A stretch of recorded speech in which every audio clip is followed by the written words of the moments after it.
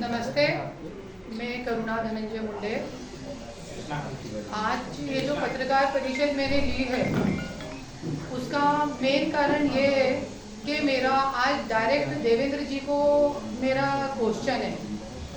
जो भारतीय जनता पार्टी बेटी बचाओ बेटी पढ़ाओ, महिलाओं के लिए ये योजना, महिलाओं के लिए वो योजना, ऐसी बड़ी बड़ी दावे और वादे करती है, तो आज मेरा देवेंद्र जी को सिर्फ एक ही क्वेश्चन है कि आज हमारे पंत प्रधान नरेंद्र मोदी जी जो हैं उनका नाम ही काफ़ी है भारत में किसी को चुना के लाने के लिए। आपने पिछले चुनाव में भी देखा, भारतीय जनता पार्टी को महाराष्ट्र की जनता ने पूर्ण बहुमत दिया, पर दुर्भाग्यवश उनकी सरकार नहीं बन पाई। वो उनका अंदर का समीकरण क्या था वो मुझे नहीं मालूम, पर नहीं बन पाई। तो मैं आज देवेंद्र फडणवीस जी से हाथ जोड़ के एक ही क्वेश्चन करना चाहती हूँ कि मोदी जी ने अभी थोड़े दिन पहले ही अपने भाषण में बोला था कि अजीत दादा ने 70,000 कोटी का घोटाला करा। हमारे महाराष्ट्र के गौर गरीब किसान, जो आज किसान युवा हत्या कर रहे हैं, आज 23 साल का किसान आत्महत्या करता है इस बात पे कि उसके 5 साल के बच्चे को बिस्कुट का पूरा 5 महीने से नहीं मिला है। उसकी बीवी बेचारी ऑपरेशन के बिना मर गई। ऐसी छोटी छोटी इतने बड़े बड़े सर्कमस्टेंसेस में लोग यहाँ पे आत्महत्या कर रहे हैं, और 70,000 कोटी का घोटाला करने वाले को लेकर आप क्या साबित करना चाहते हो अपने पक्ष में? और ऐसे जिनके घर पे हसन मुशर्रफ जी, जिनके घर पे ईडी चौकसी लगती है, और ईडी चौकसी के बाद उनको जेल में भेजने की जगह आप डायरेक्ट उनको मंत्रालय में मंत्री पद पे बिठा देते हो, तो आज चोर के हाथ में तिजोरी की चाबी कौन देता है? और आज ही महाराष्ट्र में क्या चालू है? धनंजय मुंडे जैसा व्यक्ति, आज आप क्राइम रेट कितना बढ़ा रहे हो आपको नहीं मालूम है देवेंद्र जी। आज इस प्रेस कॉन्फ्रेंस के माध्यम से मैं आपको यही दिखाना चाहती हूँ कि कैसे लोगों को आपने पाठिंबा देके बीजेपी में लिया है, और जिनको आपको जेल की हवा खिलानी चाहिए थी उन लोगों को आपने डायरेक्ट मंत्रिमंडल में बिठा दिया। आज किस महाराष्ट्र में? क्या ये छत्रपति शिवाजी महाराज का महाराष्ट्र है? क्या ये बाबा साहेब अंबेडकर के संविधान पे चलने वाला महाराष्ट्र है? और आज धनंजय मुंडे जो पहले ही इतना बड़ा गुंडा है, उसने तो हद ही कर दी। अपनी किसी से नहीं छुपा है, किसी मीडिया से, किसी पक्ष से। महाराष्ट्र के बच्चे बच्चे को मालूम है धनंजय मुंडे ने पहले अपनी पत्नी, पहले तो दो शादियां करना कानूनन जुर्म है, पर 2 शादियां करके बैठा है, आराम से छाती ठोक के घूम रहा है महाराष्ट्र में, मंत्री बना बैठा है। उसके बाद 5-5 बच्चे, ये भी गैर कानूनी है। 5 बच्चे होने के बावजूद आपको मालूम है 2005 के बाद ये संविधान का लॉ है कि जिसके 5 बच्चे हैं वो सरकारी नौकरी या कोई सरकारी संवैधानिक पद पे नहीं बैठ सकता, पर फिर भी मिस्टर धनंजय मुंडे अपने पद पर बने हुए हैं। इसके बाद उन्होंने मेरे गाड़ी में रिवॉल्वर डाली, जो कि पूरे महाराष्ट्र ने देखा। मेरे को पूना में मेरे पे झूठा एट्रॉसिटी केस करा। उसके बाद मेरे ऊपर गुंडे छोड़े, मेरे पे आए दिन गलत एलिगेशन, नए लोगों को, नए आदमियों को मेरे पीछे छोड़ना, ये सब घानेड़ापना चालू है। उसके बाद मेरी गाड़ी में हमला हुआ, बम्बई में मेरे ऊपर हमला हुआ। मैं हर वक्त अपनी कंप्लेंट देती हूँ, पर आज तक कोई डीजी, कोई एसपी, कोई मंत्रालय, कोई नेता, कोई पार्टी इस बात पे कोई ऑब्जेक्शन नहीं लेती है। ना ही ये देखिए आप, इतनी मैंने कंप्लेंट इकट्ठी करके रखी है, इससे भी ज़्यादा होगी। अभी जल्दबाजी में इतनी मिली तो मैं इतनी ही लेकर आई हूँ, पर आज तक इस पे एक एफआईआर किसी पे लॉन्च नहीं हुई है। और मिस्टर मुंडे मंत्रालय में मंत्री बने बैठे हैं। पहले सामाजिक के न्याय के मंत्री थे और अब कृषि मंत्री हैं, जो कि उनके खुद के एरिया में इतनी बुरी हालत है कि मैं आप लोगों को बता नहीं सकती हूँ। और आज अभी ये प्रेस कॉन्फ्रेंस देने का इसलिए मैंने आज ये निर्णय लिया और डायरेक्ट मैं देवेंद्र फडणवीस जी से इस प्रेस कॉन्फ्रेंस के माध्यम से इसलिए बात कर रही हूँ क्योंकि इन बड़े नेताओं को मंत्रालय में कौन आ रहा है, कौन सी कंप्लेंट आ रही है, सिर्फ ये रद्दी है इन लोगों के लिए जिसको भी बेच के ये लोग लाखों करोड़ों रुपए खा लेते हैं, जैसा मेरे हस्बैंड ने मुझे बताया है।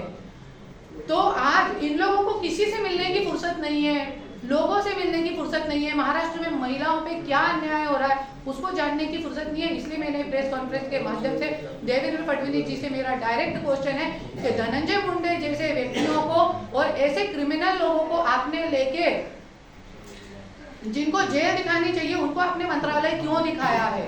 और आज तो धनंजय मुंडे ने हद कर दी।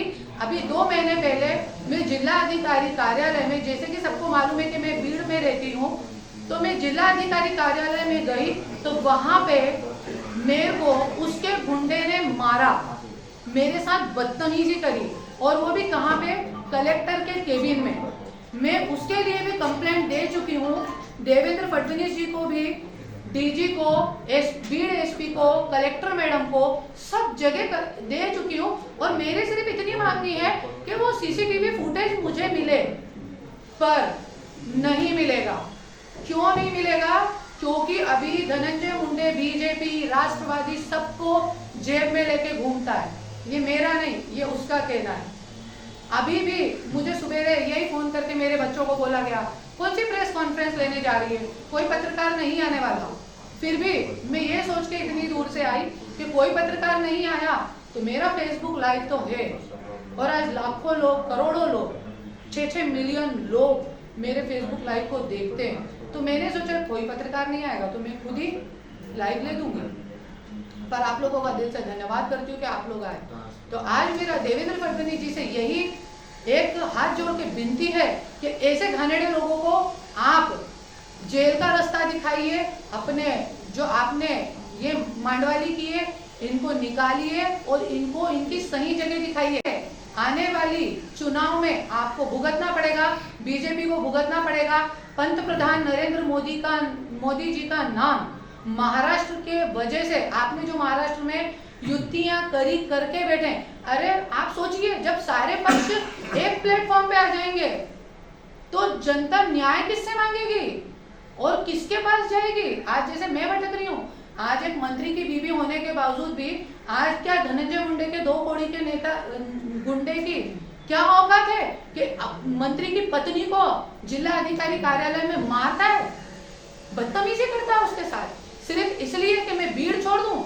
नहीं, पर मैं किसी हालत में भीड़ छोड़ने वाली नहीं हूं।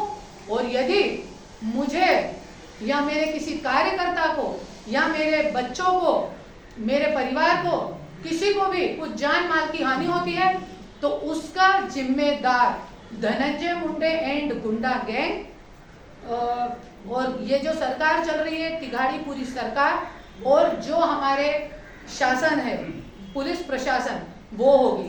क्योंकि आज यहाँ पे पुलिस प्रशासन को सिर्फ किस लिए रखा गया है आप देख सकते हैं। अभी भी आप देखेंगे भीड़ में गुंडागर्दी किस तरीके से बढ़ रही है। आप देखिए भीड़ में 5 मर्डर हो गए, मुंडे खानदान, मुंडे सरनेम थे उन सब लोगों के। एक महिला जो कि धनंजय मुंडे के भाई के विरुद्ध अकेले सरपंच में जीत के आई, पर उसके पति के ऊपर भी एट्रोसिटी केस कर दिया जाता है। शिवराज मांगर पे झूठा केस किया गया अभी एट्रोसिटी का।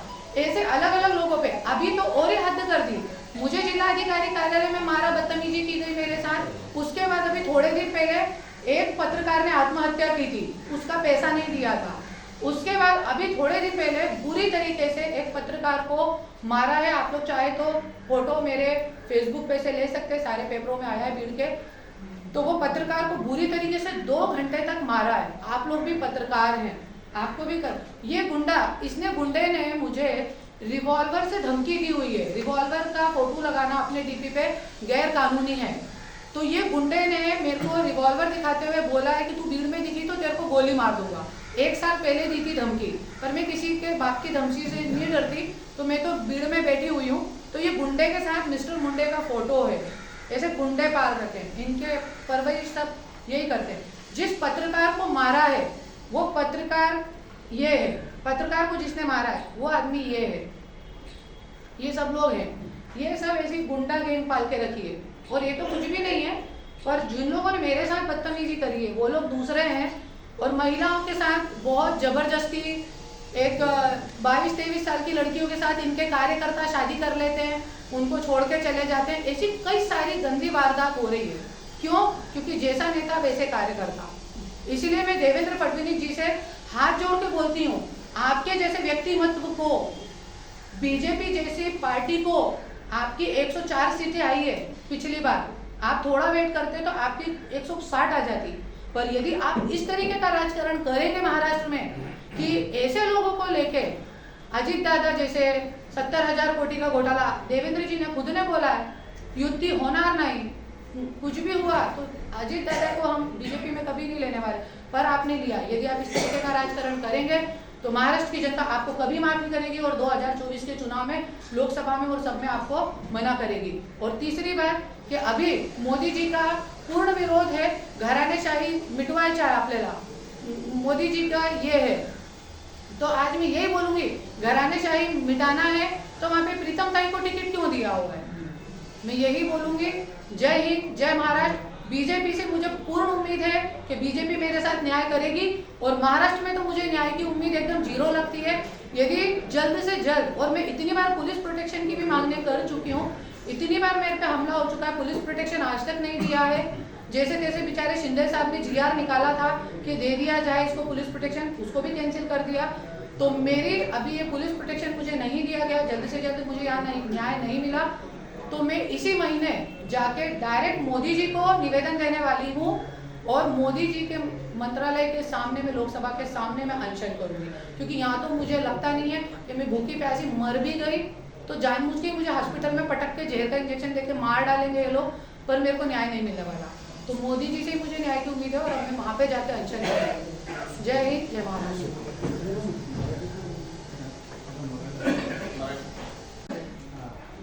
आता जे महाराष्ट्रामध्ये राजकारण चालू आहे, देवेंद्र फडणवीस साहेबांशी माझी हात जोडून विनंती आहे, जे लोकांनी तुम्ही पक्षामध्ये घेतलेला आहे, जे लोकांच्या सोबत तुम्ही युती केलेली आहे आणि त्या युतीच्या तुम्ही नाव देतात महायुती, आणि हे लोक प्रोग्राम करते। आता प्रोग्राम चालू आहे नारी शक्तीचा निराधार। नारी शक्तीचा निराधार काय आहे? जे सगळे नारीचा गैरवापर करतात आणि जे रुपाली चाकण आहे ते पण महिला आयोग की अध्यक्ष आहे, त्यांनी पण काय आजपर्यंत दखल घेतली नाही आहे, 4 कंप्लेंट केलेली आहे। आणि देवेंद्र फडणवीस जी, मी हात जोडून विनंती करते, ऐसे लोक ज्यांनी 70,000 कोटीचा घोटाळा केलेला आहे, महाराष्ट्राची जनताचा पैसा खाल्ला आहे, आणि जे धनंजय सारखे घाणेरडे लोकांना तुम्ही हटवा पक्षामधून, ये युती तोडा आणि फक्त वेट करा तुम्ही, महाराष्ट्रीय जनता तुम्हाला न्याय देईल। तुम्हाला पहिल्या पूर्ण बहुमत मिळालेलं आहे, 104 सीटे तुम्ही जिंकलेल्या आहे। तुम्ही जरी और इंतजार करतात थोडंफार, तो जनता तुम्हाला 100% न्याय देतील आणि तुमची 160 सीटे जे हे महाराष्ट्रामध्ये येऊ शकतात। पण जरी तुम्ही धनंजय सारखे आणि असे 70,000 कोटीचे घोटाळा करणारे लोकांना जरी तुम्ही युती करतात तो महाराष्ट्राची जनता तुम्हाला न्याय देणार नाही, आणि येणाऱ्या निवडणुकीमध्ये तुम्ही याचा नुकसान भुगतणार। आणि मला लवकरात लवकर पोलीस प्रोटेक्शन मिळावा, माझी हात जोडून विनंती आहे। आणि जरी मला आणि माझे पक्षाचे जे लोक आहे, माझे कार्यकर्ता, माझे मुलाबाळा, जरी त्यांना काही जानमालची हानी झाली तो याचा जिम्मेदार पूर्ण सरकार, धनंजय मुंडेची गुंड गँग आणि हे प्रशासन राहतील। जय हिंद, जय महाराष्ट्र। मॅडम, तुम्ही मगाशी एक आरोप केले की तुम्हाला जिल्हाधिकाऱ्याला जीव मारण्याची धमकी दिली, ती नेमकी कोणी दिली? धमकी नाही दिली, माझ्यासोबत मारहाण केलेली आहे, मला खूप पिटलेला आहे। ये जो मेरे सर पे मार लगी थी 1 महीने में ठीक हुई है वो। धनंजय मुंडे था वहां पे, और धनंजय मुंडे के गुंडों ने मुझे मारा। ये सब करता था धनंजय मुंडे।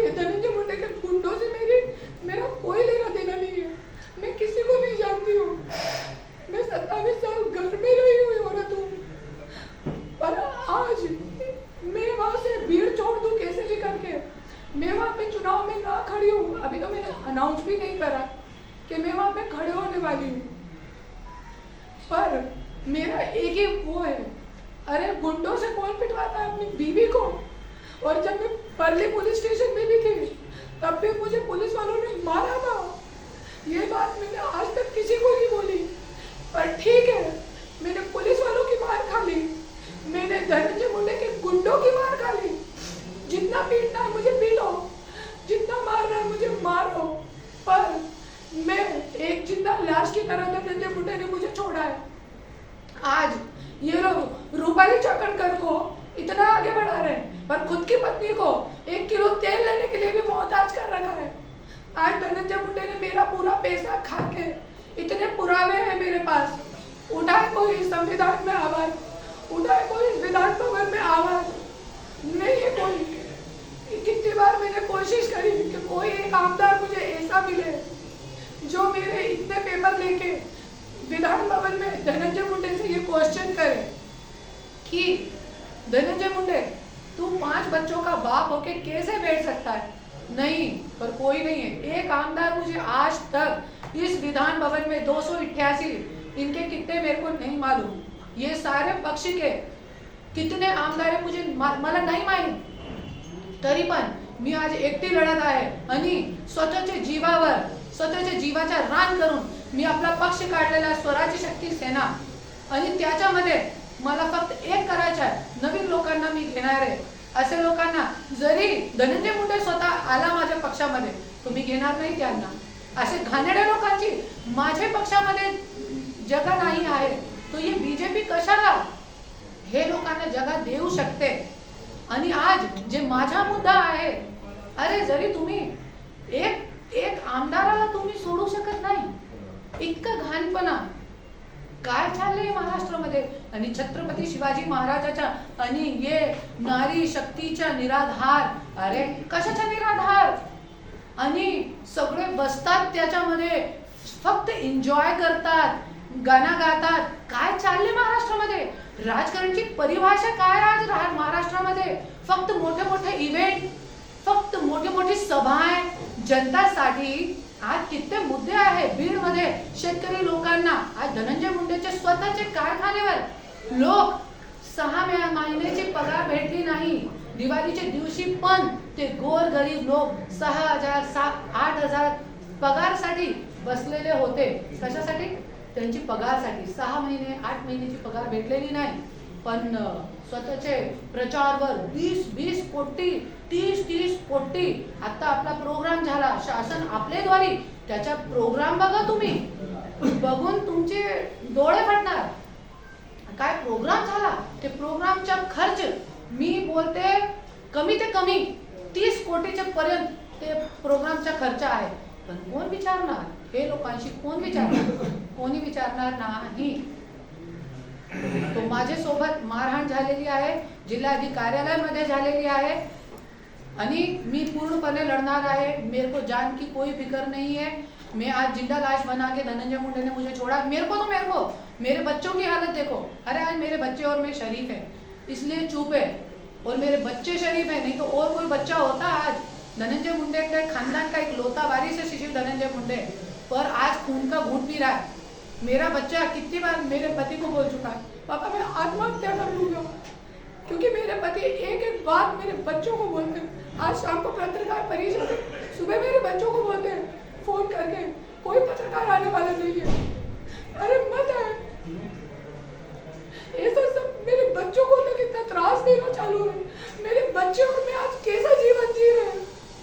मी 4 वेळे तक्रार दिलेली आहे, तरी पण महिला आयोग की अध्यक्ष जे आहे ते माझ्या हस्बंड सोबत फोटो काढतात, फेसबुकवर व्हायरल करतात, जे की कानूनन अपराध आहे।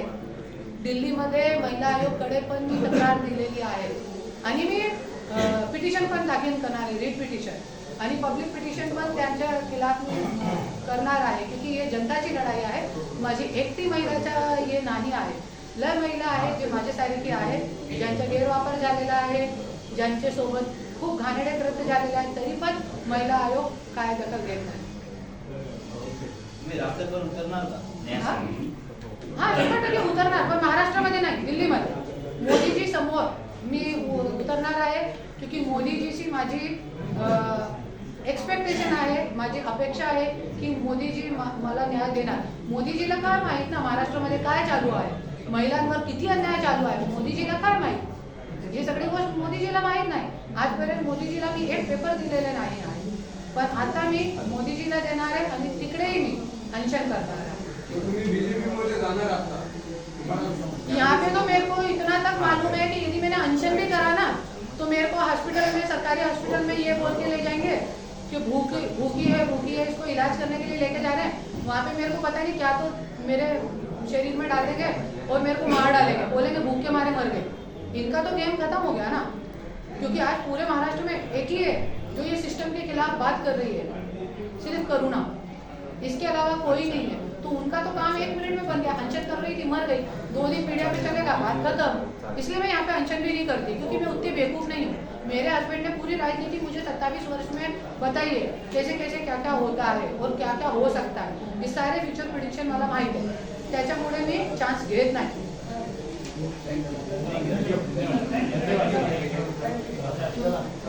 रुकने वाली हूँ ना मैं डरने वाली हूँ.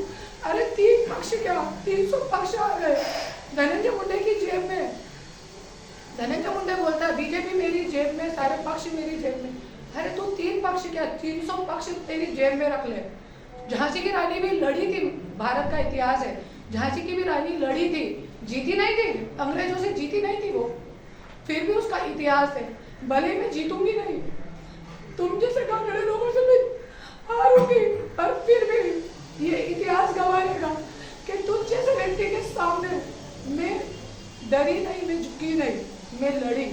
और इस बात का मुझे स्वाभिमान है, मेरे बच्चों को स्वाभिमान है, मेरे साथ जो कार्यकर्ता काम कर रहे हैं उनको स्वाभिमान है, वो मेरी दिल की जनता को स्वाभिमान है, क्योंकि मैं भी वहाँ पे लड़ रही हूँ अन्याय के विरुद्ध. और आज सिर्फ अकेले के लिए नहीं, जिन कार्यकर्ताओं को जेल में डाला, मुझे झूठे केस में जेल में डाला, ये सबकी लड़ाई है. तुम्ही म्हणताय की महायुती तुम्हाला न्याय देणार नाही, फडणवीस न्याय देणार आहे. तर तुम्ही महाविकास आघाडीचे नेते शरद पवार किंवा उद्धव ठाकरे यांच्याकडे अप्रोच का करत नाही? मेरे सबके पास अप्रोच की हुई है. अभी तक मैंने किसी के पास अप्रोच नहीं की थी, पर थोड़े दिन पहले मैं सुप्रिया ताई के पास गई, पवार साहब के पास गई, उद्धव ठाकरे जी तो मिले नहीं मुझे अभी तक, पर उनके पास गई.